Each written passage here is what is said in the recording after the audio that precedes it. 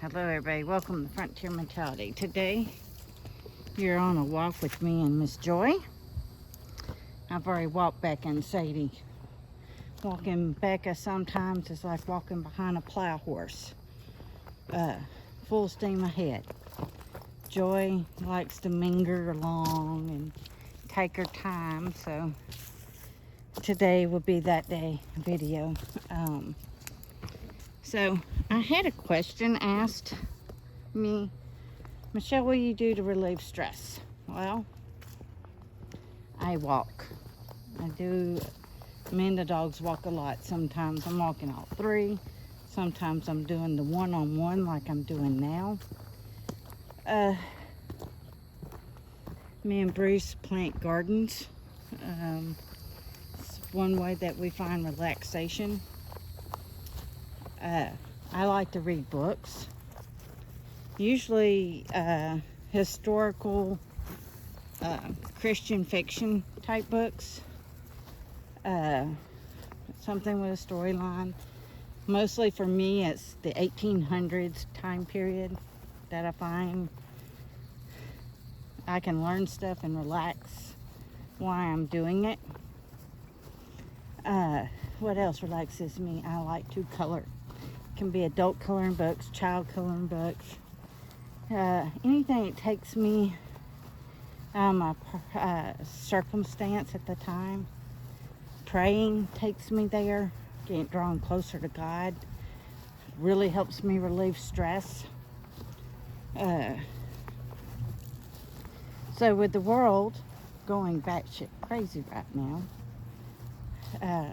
some people like to exercise. I mean, different exercises where you go to the gym, put in your favorite music, and work out. That's a relief of stress. Running is a relief of stress. It opens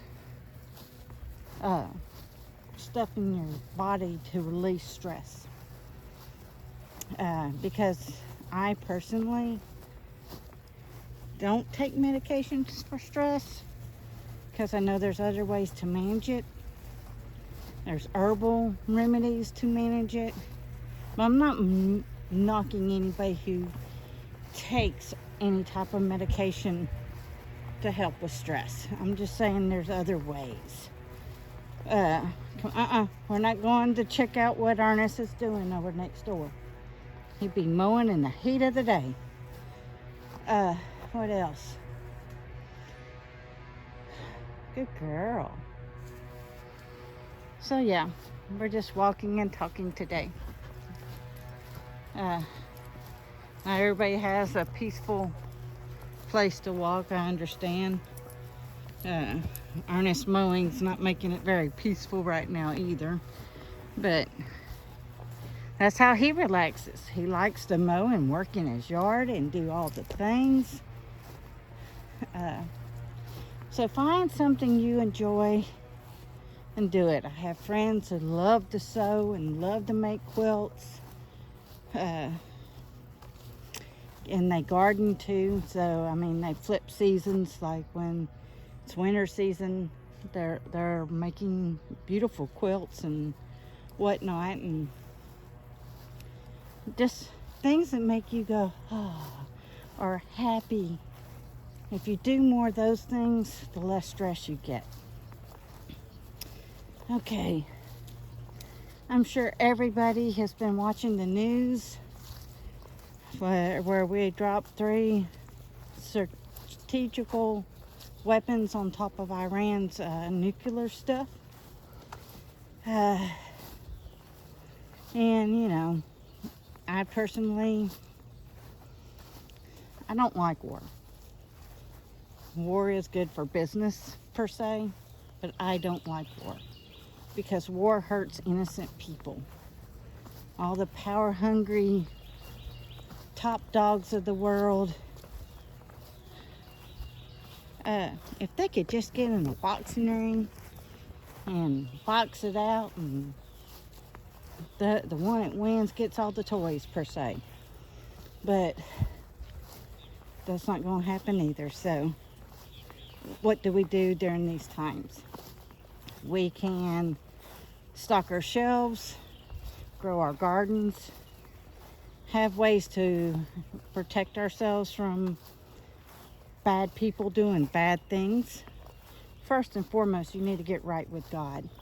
Get right with your creator of the universe and have him live in your heart, and just rest in that assurance that Yeshua, Jesus, paid your death penalty on that cross. So when our time comes, we can have everlasting life with the Father. Second, we're prepping and putting up. That's not saying I don't trust God to get me through. God gave me a brain. He gave me a Bible telling me about famines. He gave me a Bible telling me about wars.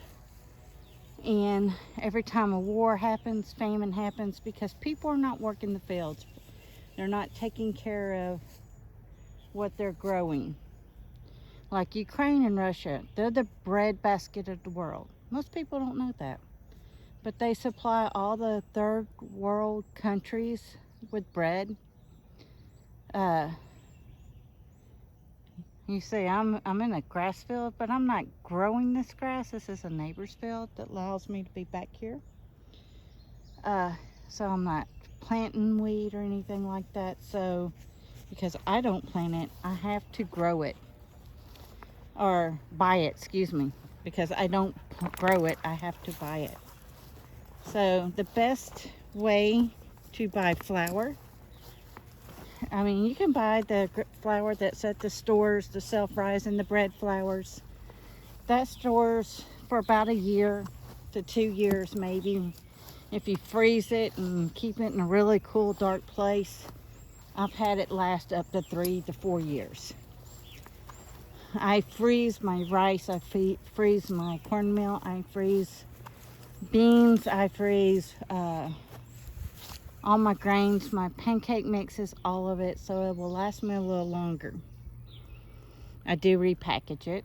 I will show you a video of what I do later on that, because of coming food shortages. Here in America, we're kind of spoiled. Even the poorest people in America are rich by many standards than other countries. So, and America has not had something drastic on our soil since Pearl Harbor and when we first started becoming a nation, the Revolutionary War, and then the war against brothers, Civil War. So the many generations after those wars, we're very fortunate. I have to say, we're very fortunate. Nothing bad per se has happened. I mean, we've had 9/11 and we saw the devastation of the towers. Everybody remembers where they were during that time.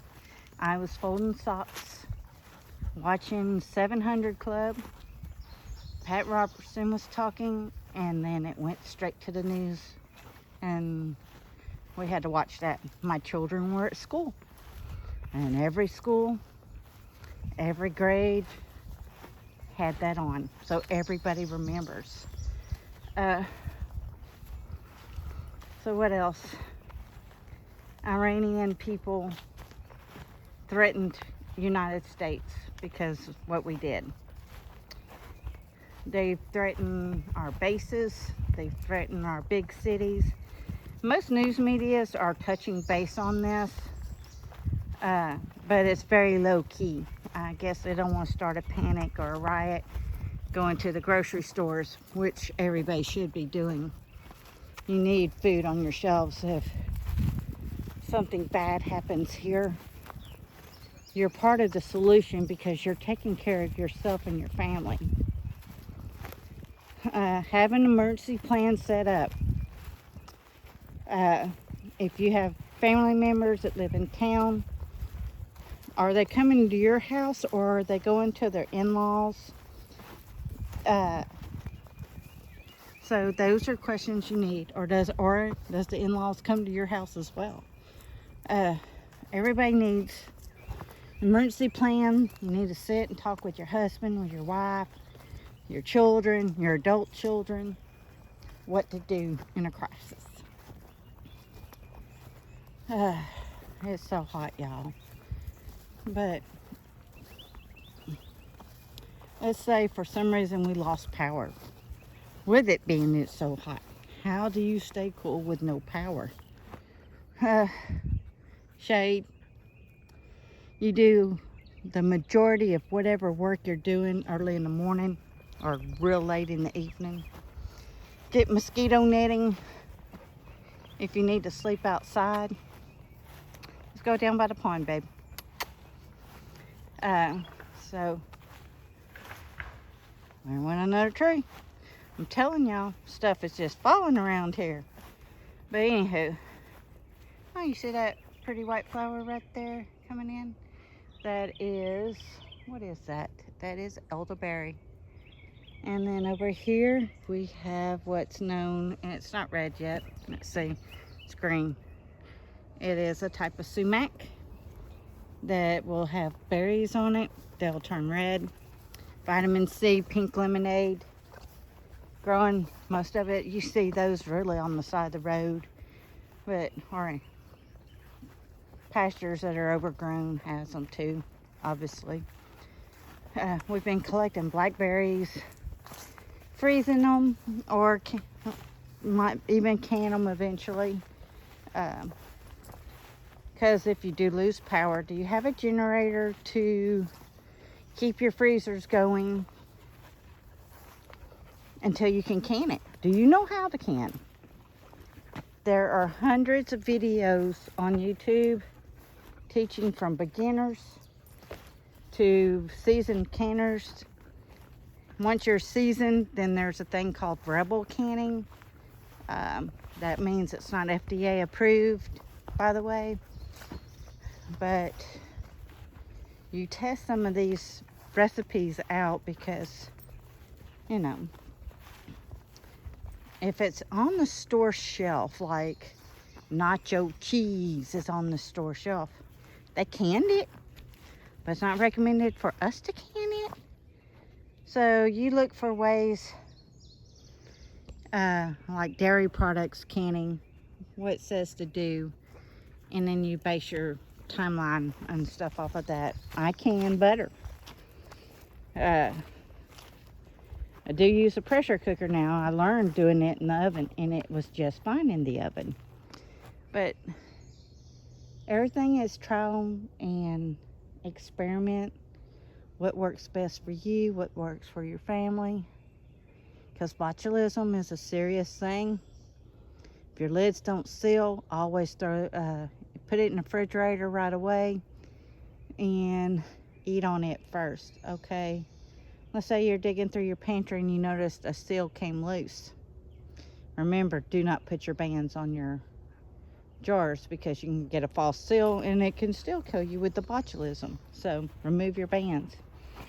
So like I say, if you come across a jar that's popped, and in doubt, throw it out. It's not worth dying over. One can goes bad, but you probably got 10 others behind it. Use the others. Okay, come on, Becca. Joy, sorry, you're not Becca. But yeah, neighbor cut this trail in for his little dogs because they like to swim in that pond. I don't let the girls swim anymore. They run in the winter time through it and get all muddy. But we got one neighbor right now who's ill as a hornet at my dogs, so that's why they're back on leash. He threatened to kill my dogs. But, okay, Joy wants to walk real fast right here because there's a lot of ants right here. So, let's get through it. Come on, go. Go. I know you don't like these ants on your toes. Come on. Come on, come on, come on. Get out the ants. All right, everybody, through the ants. But, like I said, dog days of summer are here. It's so hot. I am dripping, sweating, wet, and gross. But still, everybody needs to get prepared. They need to double down on their 5 cans, go up to 15 cans a week with the meats, the fruit, and the vegetables. Start adding bags of rice and beans that you're willing to eat into that. Yeah, it's getting crazy, people. And I've seen some ridiculous bug out bag scenarios on YouTube. I don't know if I'm going to touch base on that because there are some great military people who are doing what you would need, like Corporal Corner. He has a really good lightweight bug out bag. And what a bug out bag is you're going to town, you're working. For whatever reason, cars are traffic jam and all chaos is broke loose. You need to get home. You park your car to the best of your ability off the side road. And you get that pack out of your car and you head home. Bug out bags are to get you home. Bug out bags are also, like me, I live near a train. So a train derailment, if it's toxic chemicals, I have a bag packed in case I need to leave. So there's different things that you would need to have ready. But like I said, I would recommend channels in the description who has the best bug out bags, I think, and that everybody can copy. Southern Prepper 1 also has a great one. But yeah, please, if you keep your cars topped off. I saw the Straits, they're talking about closing that, and they say it won't affect America, but we know it will. Yes, we only get a percentage of that oil, but if the oil's cut off from other nations, who do they run to? They run to us. So we would have to give our oil out to these other countries, and that would start shortages on us. When I point, it's one finger at you and 4 more pointed back at me. I am still learning and I am still doing. I keep my tank always full. I have an EMP shield in my car, so if an EMP happens, I can at least try to get my 3 daughters back home before running out of fuel and their families. Hopefully my in-laws as well. My parents live in another state, so that won't happen. But ways of communication, I know y'all saw that I made a Faraday box.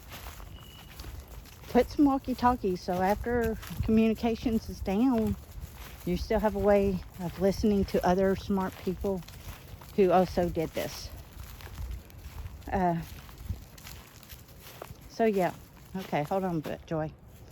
I need everybody to please stay safe, please get ready, and please stay prepared. Frontier Mentality signing out.